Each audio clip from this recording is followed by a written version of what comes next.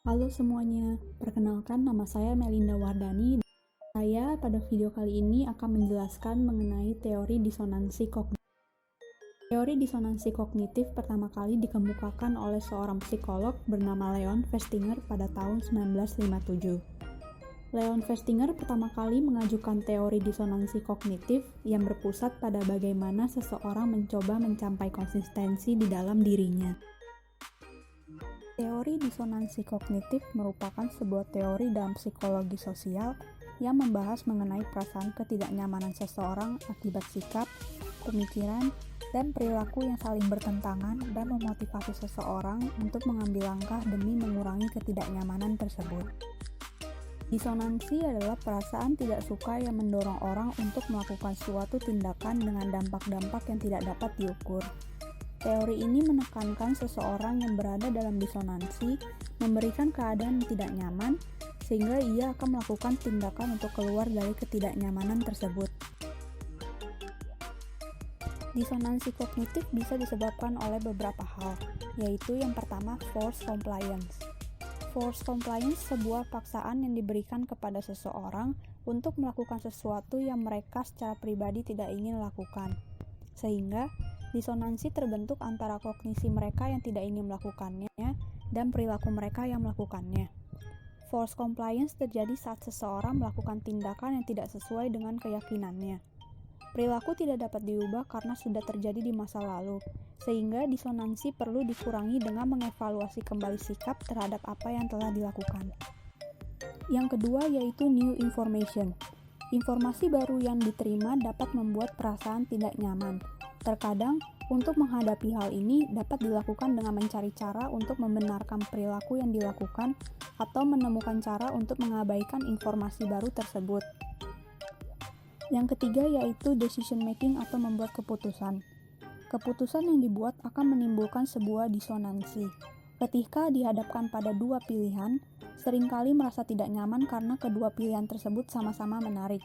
Begitu pilihan dibuat, perlu beberapa cara untuk mengurangi perasaan tidak nyaman tersebut.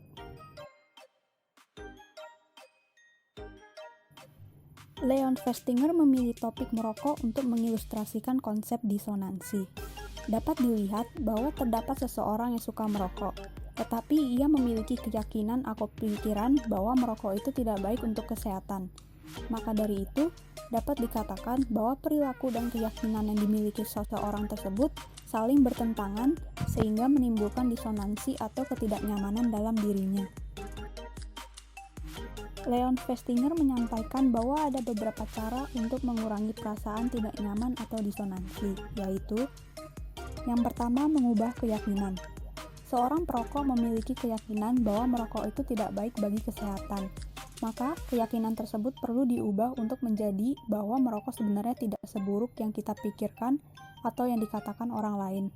Maka dari itu, dengan mengubah keyakinan yang dimiliki, dapat mengurangi disonansi dalam diri kita, sehingga hubungan antara perilaku dan keyakinan tidak saling bertentangan. Cara kedua dengan mengubah perilaku. Seorang perokok yang memiliki keyakinan bahwa rokok itu tidak sehat bagi diri sendiri, akan mengubah perilakunya tanpa mengubah keyakinan yang tertanam agar tidak menimbulkan perasaan tidak nyaman. Perilaku yang dapat diubah adalah dengan berhenti merokok, walaupun membutuhkan waktu yang sangat lama, akan tetapi hubungan antara perilaku dan keyakinan yang dimiliki akan konsisten dan tidak menimbulkan disonansi. Cara ketiga yaitu menambah belief atau keyakinan. Disonansi dapat dikurangi dengan menambahkan keyakinan lainnya. Perokok yang sebelumnya memiliki keyakinan bahwa merokok tidak baik untuk kesehatan, dapat menambahkan keyakinan lainnya bahwa ia juga makan makanan sehat, sehingga rokok tidak mempengaruhi kesehatannya. Dengan menambahkan keyakinan-keyakinan tersebut, maka rasa ketidaknyamanan dalam diri akan berkurang. Cara keempat yaitu mengurangi pentingnya kognisi dari keyakinan itu sendiri. Merokok tidak baik bagi kesehatan sehingga kesehatan tersebut merupakan hal yang penting untuk diperhatikan. Akan tetapi, dengan mengurangi kognisi dari pentingnya kesehatan itu sendiri, dapat mengurangi disonansi dalam diri sendiri.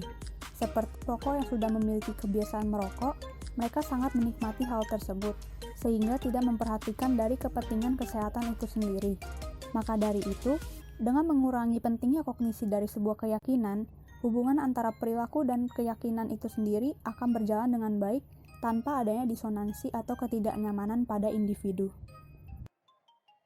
Contoh lain yang dapat saya sampaikan dari adanya perasaan tidak nyaman atau disonansi, yaitu mengenai makan makanan cepat saji atau fast food.